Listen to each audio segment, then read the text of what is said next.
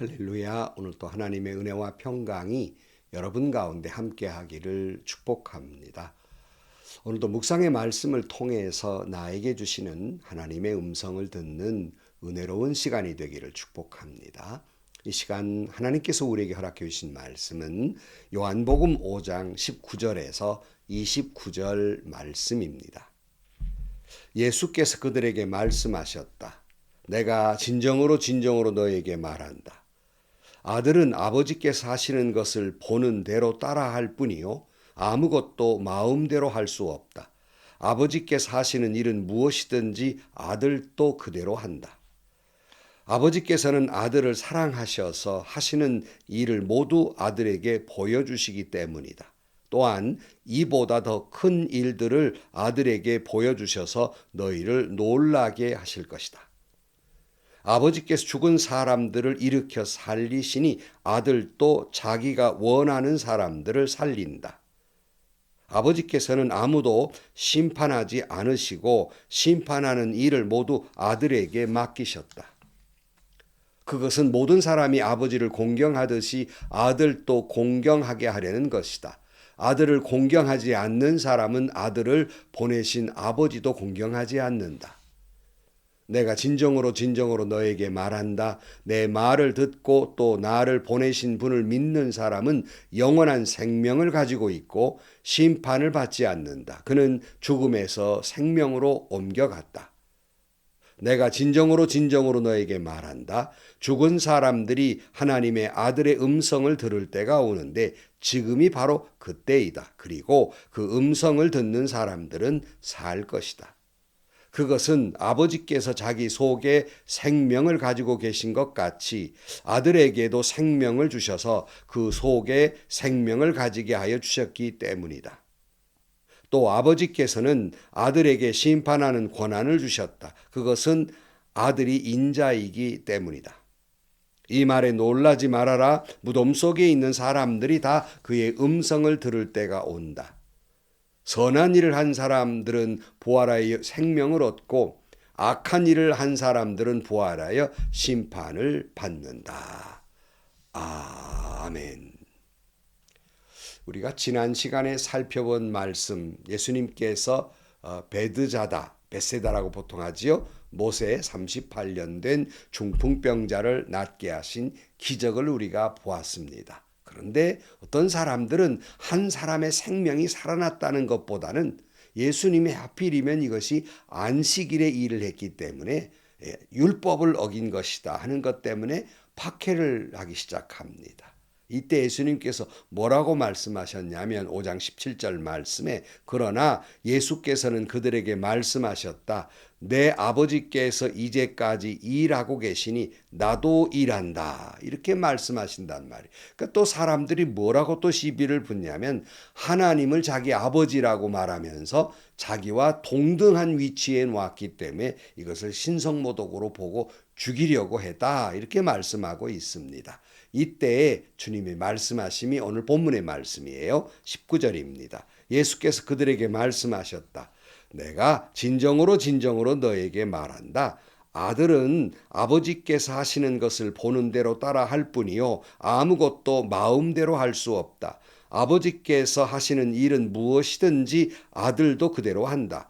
아버지께서는 아들을 사랑하셔서 하시는 일을 모두 아들에게 보여주시기 때문이다. 또한 이보다 더 큰 일들을 아들에게 보여주셔서 너희를 놀라게 하실 것이다. 그러니까 예수님께서 일하시는데 예수님 마음대로 예수님 뜻대로 일하는 것이 아니라 아버지께서 하나님께서 하시는 대로 보여주시는 대로 일한다라고 말씀하시고 자기 아들을 사랑하셔서 당신의 일을 보여주시고 앞으로 너희들이 놀라운 일도 보게 될 것이다 이렇게 말씀하고 있습니다. 성도 여러분, 하나님이 일하시니 예수님이 일하십니다. 예수님이 일하시니 우리도 일해야 합니다. 그런데 예수님께서 하나님이 보여주시는 대로 하나님의 뜻대로 일하시니 우리도 예수님이 보여주시는 대로 예수님의 뜻대로 일해야 할 것입니다. 근데 많은 사람들이 착각을 하기를 자기 뜻대로 하는 것이 곧 하나님의 뜻이라고 강변합니다. 얼마나 큰 잘못인지 모릅니다. 물론 우리가 하나님의 뜻을 알고자 해서 하나님의 뜻에 우리의 뜻을 맞추기 위해서 기도도 하고 말씀도 보고 우리가 나름 하나님의 뜻대로 행하려고 하지만 결국 일하는 모습을 보면 자기 고집대로, 자기 유익대로, 자기 자존심대로, 자기 생각에 매몰되어서 하나님의 뜻보다는 말은 하나님의 뜻을 추구하면서도 결국 자기 고집대로 행하고 그것이 또 주님의 뜻이라고 강변하는 웃지 못할 일들이 종종 일어납니다. 찰스 M. 쉘톤이라는 사람이 여러분 잘 아는 예수라면 어떻게 하실까라는 책 우리가 많은 감명을 받았습니다. 우리는 무엇을 하든지 예수라면 어떻게 하실까? 그러니까 하나님의 뜻대로 일하고 예수님의 뜻대로 일하는 사람은 내 눈으로 보는 것이 아니라 하나님의 눈으로 세상을 보는 거예요. 예수님의 눈으로 세상을 보는 겁니다. 하나님의 마음으로 예수님의 마음으로 예수의 심장을 품고 세상을 바라보는 것입니다. 이것이 하나님의 뜻대로 예수님의 뜻대로 일하는 사람입니다. 그런데 예수님께서 하나님이 더 놀라운 일을 보게 될 것이다 이렇게 말씀하고 있어요. 중풍병자 낫는 것도 놀라운 일인데 무엇이 놀라운 일일까? 그 다음 절에 설명을 합니다. 21절입니다. 아버지께서 죽은 사람들을 일으켜 살리시니 아들도 자기가 원하는 사람들을 살린다 그랬어요. 놀라운 일은 사람을 살리는 일이라는 거예요. 하나님의 뜻은 사람을 살리는 일입니다. 하나님이 사람을 살리고 예수님이 사람을 살린다는 건 궁극적으로 우리의 구원입니다. 주님은 우리의 구원을 위해서 일하십니다. 사랑하는 성도 여러분, 하나님이 사람을 살리시니 예수님이 사람을 살립니다. 예수님이 사람을 살리시니 교회도 성도도 살리는 일을 해야 합니다. 무엇보다도 많은 사람들을 구원으로 인도하는 영원히 살리는 일을 해야 합니다. 더 나아가서 무엇이든지 죽이는 일을 해서는 안 된다는 말씀이에요. 참 안타까운 것은 종종 교회나 노회나 총회나 우리 크리스찬의 집단 가운데에서 어떻게 하든지 사람을 깎아내리고 죽이려는 사람들이 있어요. 우리가 물리적으로 사람을 죽인다는 말이 아니라 그 사람을 아주 깎아내리고 고개를 못 들게 만들고 매장시키려고 한다는 말씀이에요. 어떻게든 흠집을 내려고 하는 사람들이 있어요. 자기 편이 아니면 정치적으로 자기 정적이면 어떻게든지 끌어내리려고 해요. 총회나 노회나 교회나 그것도 하나님의 이름을 들먹여가면서 교회의 거룩을 위한다는 미명 아래서 자기의 이익을 취하고 자기의 정적들을 몰아내고 자기 자존심 상하게 한 사람들을 곤고하게 만들어버리고 만 거예요. 저는 결코 우유부단한 사람은 아닙니다. 나름대로 강직하다고 생각을 하고 또 너무 강직하기 때문에 핀잔을 받는 일도 종종 있어요. 그럼에도 불구하고 제 입에 달고 사는 말이 있습니다. 그것은 교회는 노회는 총회는 사람을 살려야 한다는 거예요. 목사는 장로는 사람을 살리려고 해야 한다는 말씀이에요. 목사가 돼가지고 장로가 돼가지고 사람 죽이는 일, 사람 끌어내는 일, 사람 정죄하는 일을 해서는 안 된다는 말씀이에요. 물론 그 사람이 죄 지은 게 분명해요. 여러분 우리가 죄 지은 것 분명하잖아요. 그러나 하나님이 우리를 구원했듯이 그 사람이 죄 지은 거 분명해요. 그러나 어떻게 하든지 그를 흠집 내려고 노력하는 것이 아니라 어떻게 하면 용서할 길이 없을까? 어떻게 하면 좀 더 사랑할 길이 없을까? 이걸 더 연구하고 노력하고 행하는 것이 하나님의 일이란 말씀이에요. 그것이 하나님의 마음이며 그것이 예수님의 마음이에요. 주님의 사랑은 사랑할 만해서 우리를 사랑한 것이 아닙니다. 당신을 십자가에 못 박아가면서 우리를 사랑하신 겁니다. 그래서 하나님의 사랑은 조건적인 사랑이 아니라 무조건적이며 창조적인 사랑이라는 말씀이에요. 늘 말씀드리지만 여러분, 심판하고 처단하는 것이 목적이었다면 예수님이 십자가에 못 박힐 이유가 전혀 없습니다. 살리는 데 목적이 있기 때문에 분명한 죄인인데 살리는 데 목적이 있기 때문에 심판하시는 예수님께서 우리를 살리시려고 십자가에 못 박히셨다는 말씀이에요. 그런데 이걸 믿고 구원받았다는 사람들이, 목사가, 장로가 자기는 십자가에 못 박힐 생각 전혀 없고 남들을 십자가에 못 박아 죽이려는 생각만 있다는 말씀이에요. 얼마나 마음 아프고 얼마나 슬픈 일인지 모릅니다. 하나님의 심판도 심판이 목적이 아니라 살리려는데 그 목적을 두고 있다는 사실을 잊어서는 안 됩니다. 22절입니다. 아버지께서는 아무도 심판하지 않으시고 심판하는 일을 모두 아들에게 맡기셨다. 그것은 모든 사람이 아버지를 공경하듯이 아들도 공경하게 하려는 것이다. 아들을 공경하지 않는 사람은 아들을 보내신 아버지도 공경하지 않는다. 내가 진정으로 진정으로 너에게 말한다. 내 말을 듣고 또 나를 보내신 분을 믿는 사람은 영원한 생명을 가지고 있고 심판을 받지 않는다. 그는 죽음에서 생명으로 옮겨갔다 그랬어요. 그러니까 하나님이 맡겨주신 심판의 일, 예수님께서 그걸 맡으셨다는 거예요. 그런데 여러분, 도리어 주님의 말을 듣고 그 말씀을 듣는 사람에게는 영원한 생명을 주시기 위함이라는 말씀입니다.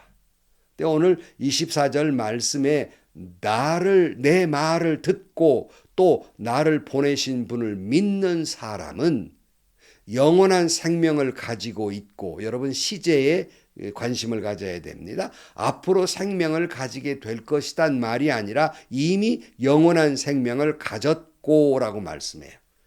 죽음에서 생명으로 옮겨갈 것이다 라는 미래적인 말이 아니라 이미 죽음에서 생명으로 옮겨갔다라고 말씀하고 있습니다.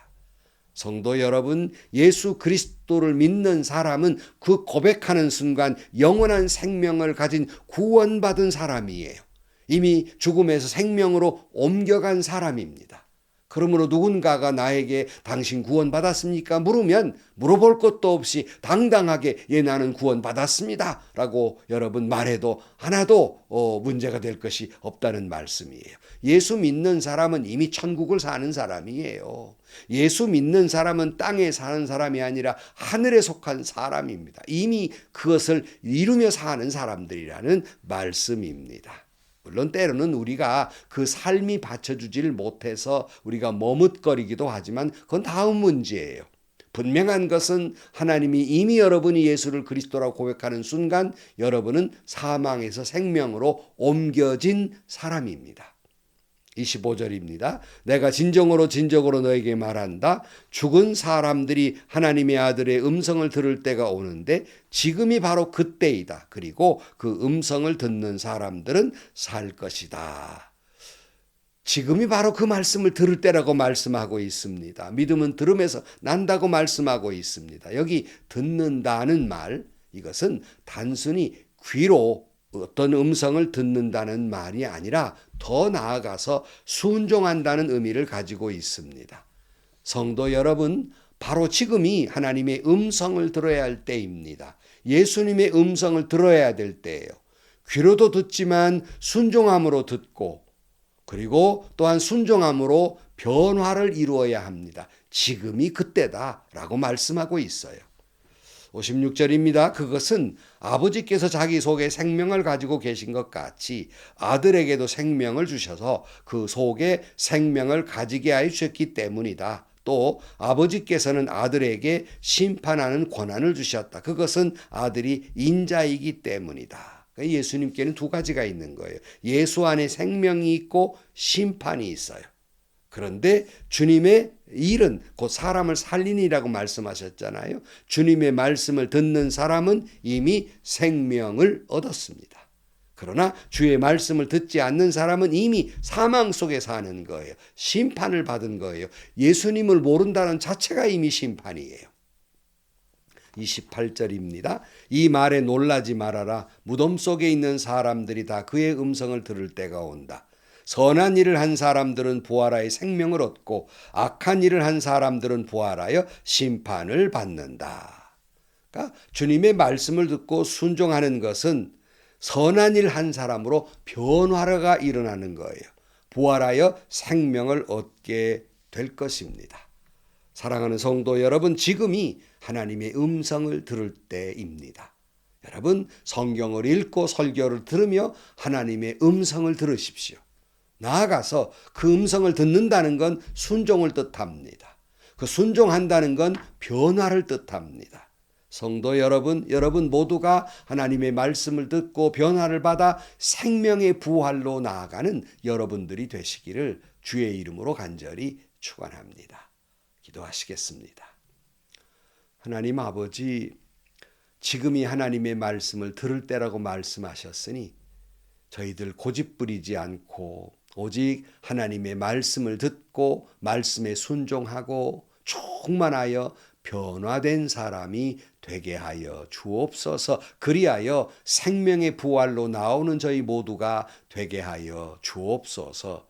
예수님의 이름으로 기도하옵나이다. 아멘. 여러분, 믿는다고 하는 것, 신앙생활 한다고 하는 것은 무슨 결단이나 다짐이나 지식이 아닙니다. 그건 변화입니다. 그 변화는 그냥 개선된 변화가 아니라 완전히 새 사람 되는 것입니다. 2025년 벌써 시작한 지 벌써 이제 또 한 달 말미가 되어가지 않습니까? 이 금년 한 해 저와 여러분 완전히 새로운 사람이 되는 놀라운 변화가 있는 보라 새 것이 되었도다. 그런 삶을 살아가서 생명의 부활로 나아가는 저와 여러분들이 되시기를 축복합니다. 행복하시고요. 좋은 일이 가득한 하루가 되시기를 주님의 이름으로 간절히 축원합니다.